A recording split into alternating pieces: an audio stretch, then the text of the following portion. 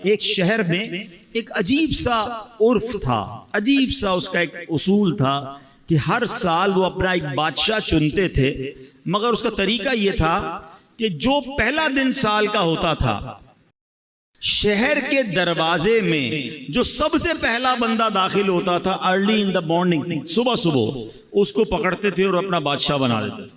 تو ایک اجنبی سا شخص تھا، وہ اس کو پتہ بھی نہیں تھا، وہ شہر میں صبح صبح داخل ہوا، شہر والوں نے پکڑ لیا، مبارک ہو مبارک ہو، اس کو ہار وغیرہ پہنایا، کہ خیریت تو ہے؟ کہ آپ کو مبارک ہو، آپ ہمارے بادشاہ بن گئے۔ کیوں بادشاہ بن گیا؟ کہ ہمارا اصول ہے جو سال کے پہلے دن سب سے پہلے شہر میں داخل ہوتا ہے وہ بادشاہ۔ کہ اچھا تو کتنے ٹائم کے لیے بادشاہ؟ کہ 1 سال کے لیے۔ وہ تھا بڑا عقل مند آدمی، کہتا ہے 1 سال کے لیے؟ کہ ہاں۔ کہ پہلے جو مجھ سے پہلے بادشاہ تھے وہ سارے کہاں گئے؟ کہ وہ 1 سال حکومت کرتے ہیں، پھر ہم ان کو ایک جنگل میں جا کے پھینک کے آ جاتے ہیں، اور اس جنگل کے اندر وہ بھوکا پیاسا مر جاتا ہے، اگر بھوکا پیاسا نہیں مرتا تو سانپ بچھو کھا جاتے ہیں۔ اس نے کہا اچھا۔ اب اس نے بڑی عقل بندی کی، اس نے پہلے تو پورے شہر والوں کے کام بڑے اچھے کیے، ان کے مسائل حل کیے، اور پھر غیر محسوس انداز میں اس نے اس شہر سے اس جنگل تک کا روڈ بنوایا۔ اچھا روڈ بن گیا تو وہاں اس نے لوگوں کو بسانا شروع کیا، آہستہ آہستہ کھانے پینے کی دکانیں بھی وہاں لگا دی۔ اب جب سال پورا ہوا تو لوگوں کو کہا ٹھیک ہے بھائی میرا ٹائم پورا ہو گیا، مجھے بھی اسی جنگل میں چھوڑ کے آ جاؤ۔ تو جو شہر کے بڑے لوگ تھے انہوں نے کہا آپ بڑے سمجھدار ہیں، آپ نے اس جنگل بیابان کو بھی شہر بنا دیا، ادھر بھی جناب اتنی رونق کر دی کہ ہم آپ کو ادھر بھی لے کے جائیں گے تو آپ کو کوئی پرابلم نہیں ہوگی۔ ہمیں ایسے ہی عقل مند بادشاہ کی ضرورت تھی، اب ہم سب نے مل کر فیصلہ کیا ہے آپ ہی ہمارے بادشاہ رہیں گے۔ اب بظاہر تو یہ واقعہ ہے، مگر کیا مجھے اور آپ کو ایک شہر میں نہیں جانا ہے؟ مجھے اور آپ کو ایک اور دنیا میں نہیں جانا ہے جہاں سانپ اور بچھو بھی ہو سکتے ہیں؟ اللہ ناراض ہوا تو قبر میں سانپ اور بچھو بھی تو ہو سکتے ہیں نا۔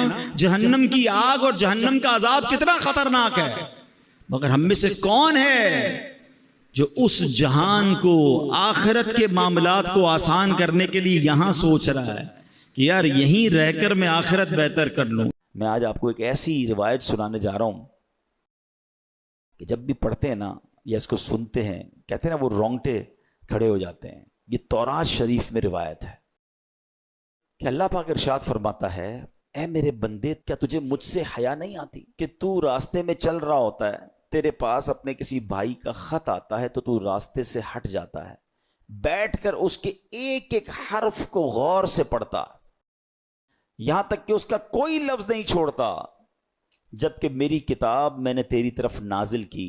دیکھ اس میں تیرے لیے کتنی تفصیل ہے، میں نے کتنی بار تجھے سمجھایا تاکہ تو اس پہ غور کرے، پھر بھی تو اس سے منہ پھیرتا ہے۔ کیا میرا مرتبہ تیرے نزدیک تیرے بھائیوں سے بھی کم ہے؟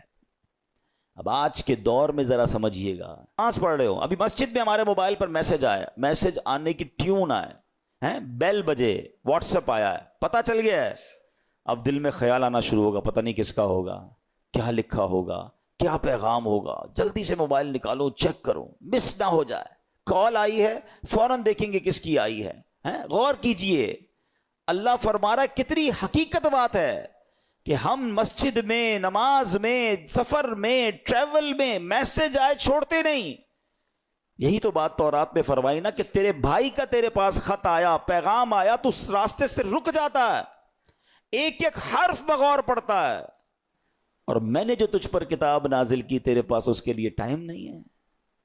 کتنی ہدایت کی باتیں ہیں، کتنا تجھے اس میں سمجھایا ہے، کتنا تجھے بتایا ہے۔ پھر اگلا جملہ جو آخری جملہ ہے نا وہ ہلا دیتا ہے کہ رب فرماتا ہے کہ میرا مرتبہ تیرے نزدیک تیرے بھائیوں سے بھی کم ہے، ہماری فیملی سے بھی کم ہمارے پاس اللہ کا مرتبہ ہو گیا۔ معاذ اللہ، فیملی کا میسج مس نہیں کرتے، باس کا میسج مس نہیں کرتے، دوستوں کا میسج مس نہیں کرتے، رات کو آدھی رات کو اٹھ کر بھی موبائل چیک کرتے ہیں۔ قرآن بھی تو میسج ہے نا، اور اللہ کا میسج ہے، راہ نجات ہے، راہ ہدایت ہے، کتنے خزانے ہیں ہمارے لیے۔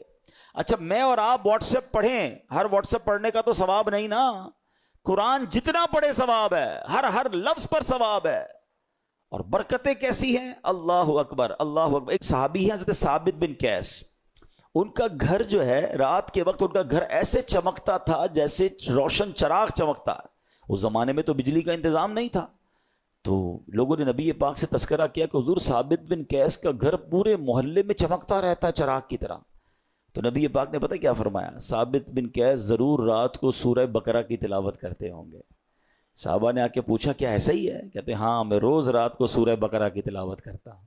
یعنی اب غور کریں کہ قرآن پڑھنے پر ثواب، برکتوں کا نزول، فرشتوں کا نزول ہے، ہدایت الگ مل رہی ہے، گائیڈنس الگ مل رہی ہے. But we have no time to read Quran and have no time to understand Quran. لیکن جو میسیجز آ رہے ہیں، جو ای میلز آ رہی ہیں، جو واٹس ایپ آ رہے ہیں، سب پڑھ رہے ہیں، سب دیکھ رہے ہیں، مس نہ ہو جائے. کتنی بڑی بات ہے کہ اللہ کے پیغام کے لیے وقت نہیں ہے. ہم مسلمان ہیں، ہم کیا یہ جواب دے سکیں گے قیامت کے دن کہ اللہ بڑا بیزی تھا، ٹائم نہیں تھا، بیزی لائف تھی، فیملی لائف تھی؟ نہیں میرے پیارے اسلامی بھائی، اس کو محسوس کیجئے.